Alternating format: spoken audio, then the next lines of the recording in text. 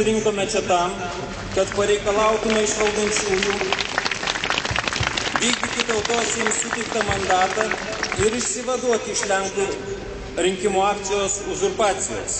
Antivalstybinė veikla užsiimančiai partijai, taip pat ir lietuvių kalba bei valstybės ir tautos interesus aukojantiems ministrams tikrai neturi būti vietos prie Lietuvos valstybės vairo. Šiandien prasideda kova už mūsų žemę, kalbą ir valstybę.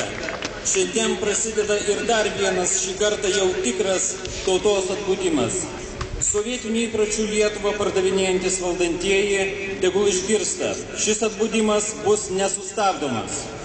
Rinksimės čia tiek kartų, kiek reikės. Ir jeigu reikės, mūsų čia bus ne keli, o 14, keliasdešimt ar šimtai tūkstančių. Padarysime viską, kad Lietuva būtų laisva, ori ir gerbiama valstybė. Dėkoju visiems čia susirinkusiems ir pasiryžusiems kovoti už šios dalykus. Ačiū.